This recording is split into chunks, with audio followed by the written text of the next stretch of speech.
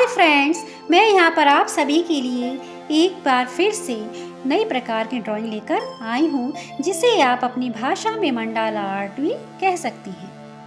आप अपनी स्क्रीन पर देख सकती हैं, मैंने यहाँ पर एक लेडीज़ को चित्रित किया है और मैं यहाँ पर उसकी लाइंस को ड्रॉ कर रही हूँ। मैंने यहाँ पर इसको ड्रॉ करने के लिए ब्लैक जेल पेन का इस्तेमाल किया है। यह कई शेड्स में उपलब्ध है। आप चाहें तो विभिन्न प्रकार के रंगों से इस प्रकार की पेंटिंग बना सकती हैं।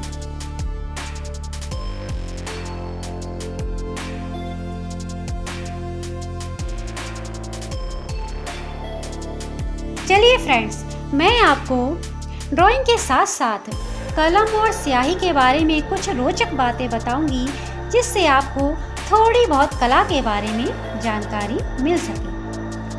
पेन एक लेखन उपकरण है जो सतह पर निशान छोड़ने के लिए तरल रंग द्रव्य का उपयोग करता है।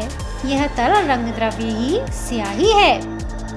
कलम का इतिहास प्राचीन मिस्र में शुरू हुआ, जहां लेखकों ने स्टाइलस और मिट्टी में लिखने के विकल्प खोजने की कोशिश की और इसका आविष्कार किया। रीड पेन का भी आविष्कार किया। ये पेन एक ही रीड स्ट्रॉ से बने होते हैं, जिसके एक सिरे पर एक छेद होता है, जिससे स्याही सिरे तक जाती थी और पपीरस पर निशान छोड़ती थी। यह पेन बहुत सख्त था और इसकी नोक लंबे समय तक नहीं टिकती थी। इस वजह से लोगों ने क्विल्स का इस्तेमाल करना शुरू कर दिया। क्विल्स मीन्स बड़े पक्षियों के पंखों से बने पेन। इस पेन को भी मोटे सिरे पर एक नोक बनाकर बनाया जाता था, लेकिन पंखों को इस्तेमाल करने से पहले ठीक किया जाता था ताकि नोक लंबे समय तक बनी रहे। वे पश्चिमी दुनिया में 6वीं से 19वीं शताब्दी तक लोकप्रिय थे, जब तक कि स्टील पेन नहीं आ गए।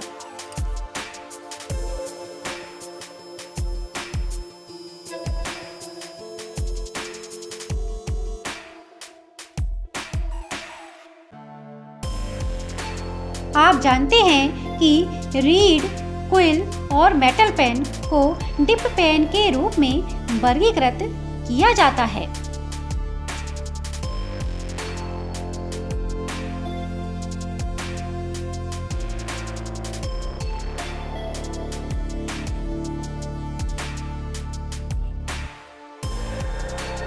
और डिप पेन के लिए धातु की निब का इस्तेमाल प्राचीन रोम में किया जाता था। डिप पेन 10वीं शताब्दी से ही माने जाते हैं। 19वीं शताब्दी में बड़े पैमाने पर उत्पादन के बाद ही वे लोकप्रिय हुए।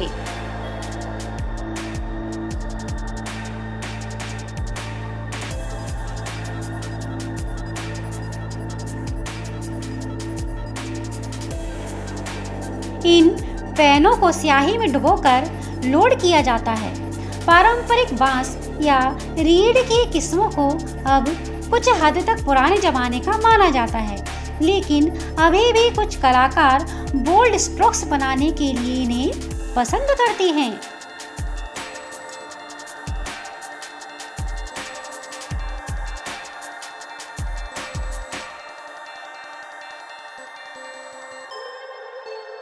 इनके पश्चात जलाशय पेनों का इस्तेमाल किया जाने लगा।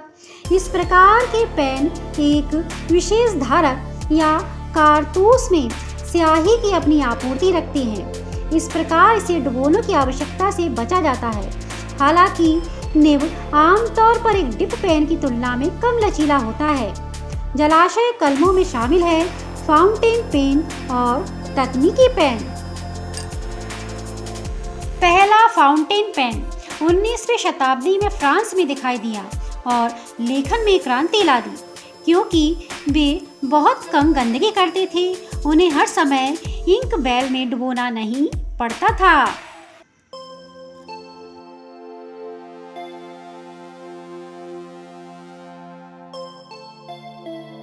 उन्नीसवीं शताब्दी के अंत में पहला बॉल पॉइंट पेन भी देखा गया, जो आधुनिकीकरण के बाद फाउंटेन पेन से भी अधिक व्यवहारिक और सस्ता था।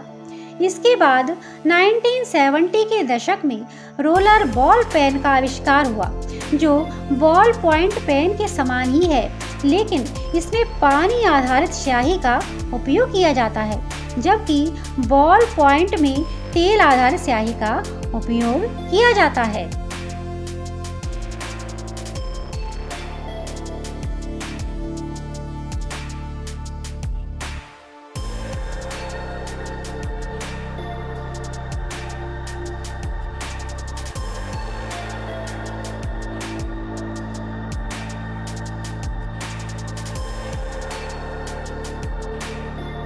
स्याही कलम बहुत पुरानी है और चीनी लोग 23वीं शताब्दी ईसा पूर्व में स्याही के बारे में जानते थे। उन्होंने पौधे, जानवर और खनिजों से स्याही बनाई और रेशम और कागज पर पेंटिंग के लिए उनका इस्तेमाल किया।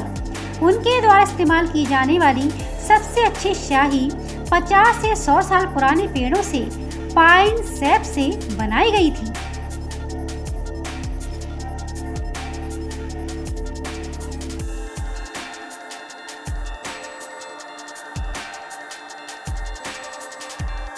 भारत में बनी हुई स्याही को मांस स्याही कहा जाता था। यह स्याही जली हुई हड्डियों, टार और पिच से बनाई गई थी।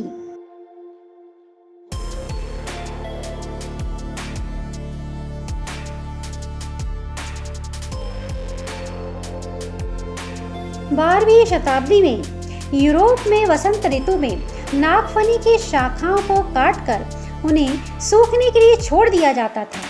फिर शाखाओं से छाल को छीलकर 8 दिनों तक पानी में भिगोने के लिए छोड़ दिया जाता था। उस पानी को गाढ़ा और काला होने तक उबाला जाता था, लेकिन उबालते समय इसमें शराब मिला दी जाती थी। उस गाढ़े तरल को थैलियों में भरकर धूप में सूखने के लिए छोड़ दिया जाता था। जब यह सूख जाता था तो आग पर एक बार फिर शराब और लौह नमक मिलाया जाता था। परिणामी मिश्रण उपयोग के लिए तैयार स्याही होती थी।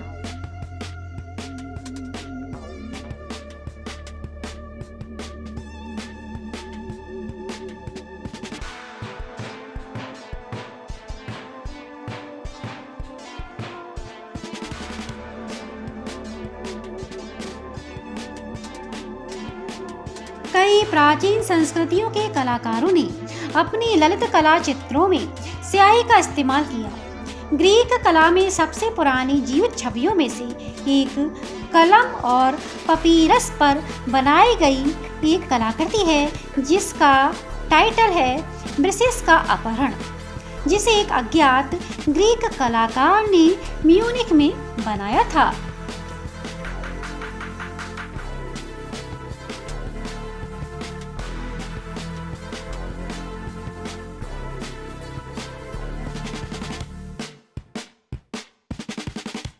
हालांकि यह माध्यम तांग और शांग राजवंश कला की युग के दौरान चीनी कला में उच्च स्तर तक विकसित हुआ।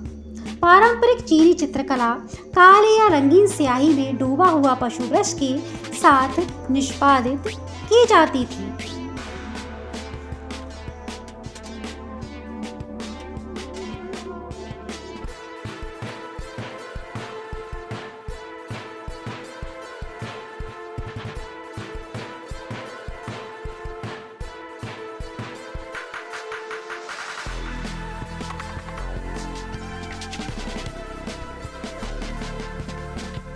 इटली में सबसे आम स्याही लोहे के गैल से बनाई गई थी। इसके मुख्य घटक गैल नट, राल और टैनिक एसिड थे। उन्हें पानी या शराब में जब भिगोया जाता था और साथ में लोहे के सल्फेट और गोंद को मिलाया जाता था तो एक तरल काली स्याही बनती थी, जो कि ड्राइंग के लिए आदर्श होती थी। हालांकि समय के साथ लोहे की गैल स्याही फीकी पड़ जाती थी, इसलिए पुनर्जागरण चित्रों में स्याही भूरी है, लेकिन मूल रूप में यह बहुत काली रही होगी।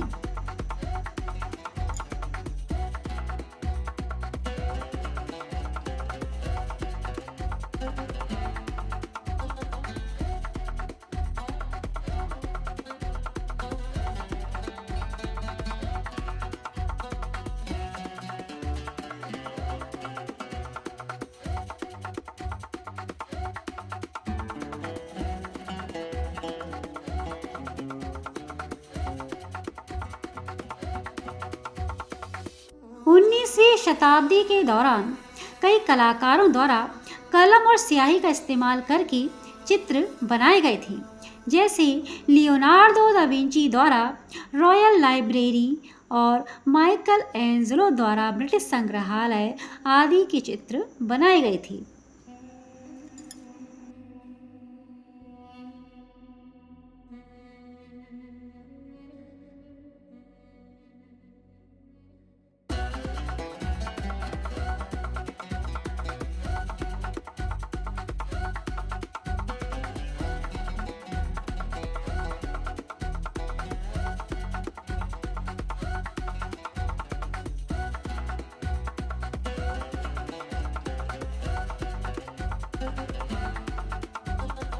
ड्राइंग स्याही सबसे पहले चीन में लगभग 3000 ईसा पूर्व में दिखाई दी थी। यह प्रारंभिक स्याही पाइन वुड के धुएं, दीपक के तेल और जानवरों की खाल से प्राप्त जिलेटिन का मिश्रण थी। इसके बाद लगभग 400 ईसा पूर्व में एक नए स्याही फॉर्मूले का उपयोग किया जाने लगा, जिसमें फेरस सल्फेट, टैनिन और एक गाढ़ा पदार्थ शामिल था।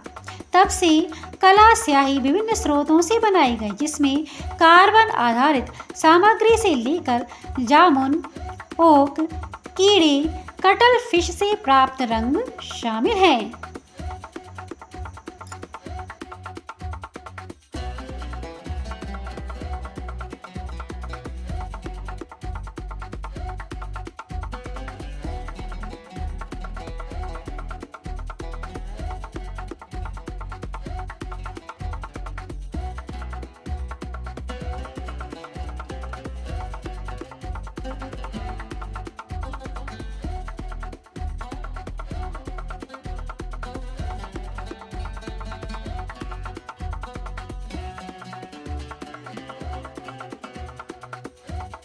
मोनोक्रोम रेखा चित्रों के लिए अधिकांश कलाकार काली भारतीय स्याही पसंद करते हैं, जो स्थायी और जलरोधी दोनों होती है। रंगीन जलरोधी स्याही लगभग 20 रंगों की रेंज में उपलब्ध है। यदि आप रेखा चित्र के ऊपर वॉश या टिंट का उपयोग करना चाहते हैं, तो जलरोधी स्याही आवश्यक है। ये स्याही एक सटीक चित्रकारी गुणवत्ता के साथ थोड़ी चमकदार फिनिश में सूख जाती है।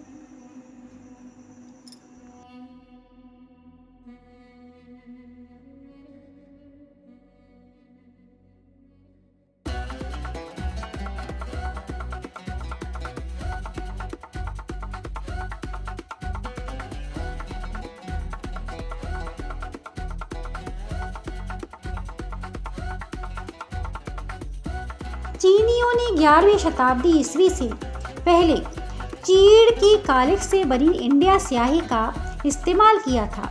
जब शांग राजवंश के अधिकारी वनों की कटाई से परेशान हो गए, तो उन्होंने चीड़ की कालिख के अलावा अन्य स्रोतों से स्याही बनाने की कोशिश की। उन्होंने जलते हुए पेट्रोलियम की कालिख से स्याही बनाने का फैसला किया, जिसके बारे में बाद के फार्माकोलॉजिस्ट ने बताया कि यह लाख की तरह चमकदार थी और चीड़ की कालिख स्याही से बेहतर थी।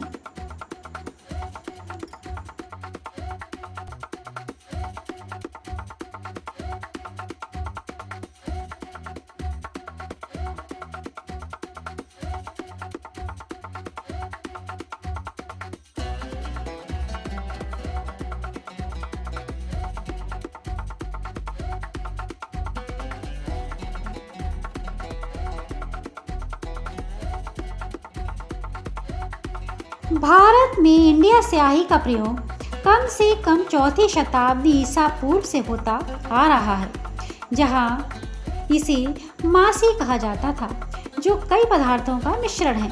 ये एक साधारण काली स्याही है जो कभी लिखने और छपाई के लिए व्यापक रूप से इस्तेमाल की जाती थी, और अब इसका इस्तेमाल ड्राइंग और आउटलाइनिंग के लिए किया जाता है, खासकर कॉमिक पुस्तकों और कॉमिक स्ट्रिप्स पर स्याही लगाते समय।